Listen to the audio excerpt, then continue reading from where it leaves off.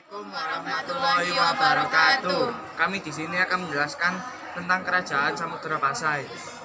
Sebelum itu kami akan memperkenalkan diri terlebih dahulu. Saya Muhammad Reza Elia Wibowo, absen 22. Nama saya Jauhara Putri Febriana, absen 12. Nama saya Kristina, absen 33. Nama saya Ananda Anasasabila, absen 4. Letak Samudra Pasai terletak di pantai utara Aceh pada muara Sungai Pasang atau Pasai. Pada muara sungai itu terletak dua kota, yaitu Samudra agak jauh dari laut dan Pasai kota pesisir. Kedua kota yang masyarakatnya sudah masuk Islam tersebut disatukan oleh Merah Silu atau Merah Selu yang masuk Islam berkat pertemuan dengan Syekh Islam Ismail, seorang utusan Syarif Mekah. Merah Selu kemudian dinobatkan menjadi sultan atau raja dengan gelar Sultan Malik Al-Soleh. Kehidupan politik Kerajaan Samudra Pasai. Setelah resmi menjadi kerajaan Islam, kerajaan bercorak Islam pertama di Indonesia, Samudra Pasai berkembang pesat menjadi pusat perdagangan dan pusat studi Islam yang ramai. Pedagang dari India, Benggala, Gujarat, Arab, Cina, serta daerah di sekitarnya banyak berdatangan di Samudra Pasai. Samudra Pasai setelah pertahanannya kuat segera meloloskan kekuasaan ke daerah pedalaman meliputi Tamiang, Balik Bimba, Samerlangga, Berwana, Simpak, Buloh Telang, Benua, Samudra, Perlak, Hambu Air, Ramacandi, Tukas, Pekan, dan Pasai. Dalam rangka Islamisasi, Sultan Malik As-Saleh menikah dengan putri Raja Perlak. Sultan Malik As-Saleh mangkat pada tahun 1297 dan dimakamkan di Kampung Samudra Mukim Blangme dengan nisan makam berciri Islam. Jabatan Sultan Pasai kemudian diteruskan oleh putranya Sultan Malik Al-Thohir. Sultan ini memiliki dua orang putra, yaitu Malik Al-Mahmud dan Malik Al-Mansur. Ketika masih kecil, keduanya diasuh oleh Sayyid Ali Hiyatuddin dan Sayyid Asmayuddin. Kedua orang putranya itulah kemudian mewarisi tahta kerajaan. Sementara itu, kedua pengasuhnya diangkat menjadi Perdana Menteri Ibu Kota kerajaan yang pernah dipindahkan ke Loke Seumawe. Kehidupan ekonomi masyarakat Kerajaan Samudra Pasai berkaitan dengan perdagangan dan pelayaran. Hal ini disebabkan karena letak Kerajaan Samudra Pasai yang dekat dengan Selat Malaka yang menjadi jalur pelayaran dunia saat itu. Samudra Pasai memanfaatkan Selat Malaka yang menghubungkan Samudra Pasai, Arab, India, dan Cina. Samudra Pasai juga menyiapkan bandar-bandar dagang yang digunakan untuk menambah perbekalan untuk berlayar selanjutnya, mengurus masalah perkapalan, mengumpulkan barang dagangan yang akan dikirim ke luar negeri, dan menyimpan barang dagangan sebelum diantar ke beberapa daerah di Indonesia. Sudah. Kehidupan sosial dan budaya Kerajaan Samudra Pasai. Para pedagang asing yang singgah di Malaka untuk sementara menetap beberapa lama untuk mengurusi perdagangan mereka. Dengan demikian, para pedagang dari berbagai bangsa itu bergaul selama beberapa lama dengan penduduk setempat.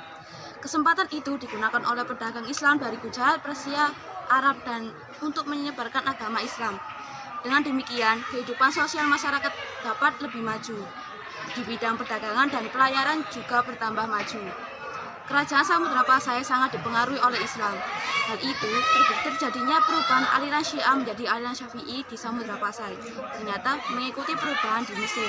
Pada saat itu, di Mesir sedang terjadi pergantian kekuasaan dari dinasti Fatimah yang beraliran Syiah kepada dinasti Mameluk yang beraliran Syafi'i.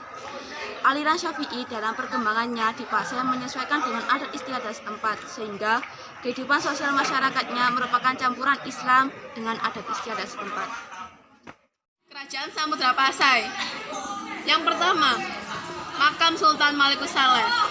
Makam Sultan Malikus Saleh terletak di Kompleks Makam Sultan Malikus Saleh, Desa Beringin, Kecamatan Samudra, Kabupaten Aceh Utara, Provinsi Nanggro Aceh Darussalam. Makam lain yang terdapat di dalam kompleks ini adalah Makam Sultan Malikus Zahir, putra dan penerusnya. Makam Sultan Malikus Saleh memperlihatkan peralihan dan pengaruh arsitektur Buddhis ke pengaruh arsitektur Islam. Dari ornamen nisan Malikus Saleh terlihat bahwa makam tersebut berasal dari Gujarat, India. Hal ini berarti kerajaan Samudra Pasai bersifat terbuka dan menerima budaya lain, yaitu dengan memadukan budaya Islam dengan budaya India. Dua Cakradonya. Cakradonya adalah sebuah lonceng yang berbentuk stupa buatan negeri Cina pada tahun 1409 Masehi. Ukuran tinggi 125 cm, sedangkan lebar 75 cm. Pada bagian luar cakradonya terdapat beberapa hiasan serta simbol-simbol kombinasi aksara Cina dan Arab. Aksara Cina bertulis Singfaniang Tongjut Katyat Jo, sedangkan aksara Arab sudah tidak terbaca lagi.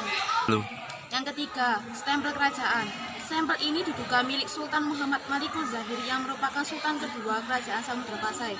Dugaan tersebut dilontarkan oleh tim peneliti sejarah kerajaan Islam. Stempel ini ditemukan di desa Kuta, Krueng, Kecamatan Samudra, Kabupaten Aceh Utara. Stempel ini berukuran 2 x 1 cm, diperkirakan terbuat dari bahan sejenis tanduk hewan. Adapun kondisi stempel ketika ditemukan sudah patah pada bagian gagangnya. Ada pendapat yang mengatakan bahwa stempel ini sudah digunakan hingga masa pemerintahan pemimpin terakhir kerajaan Samudra Pasai, yakni Sultan Zainal Abidin. Yang keempat, mata uang dirham peninggalan kerajaan Samudra Pasai. Pada tahun 1297, Raja atau Sultan kedua kerajaan Samudra Pasai, Al-Malik Az-Zahir, menjadikan koin dirham sebagai mata uang kerajaan Samudra Pasai. Koinnya terbuat dari beberapa campuran antara emas, perak, dan tembaga.